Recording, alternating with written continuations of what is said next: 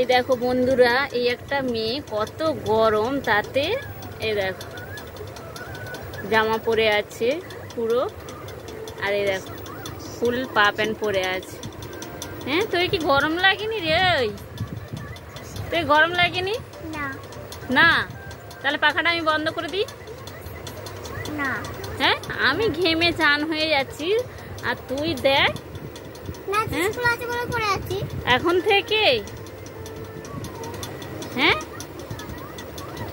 সেটা 4টের সময়,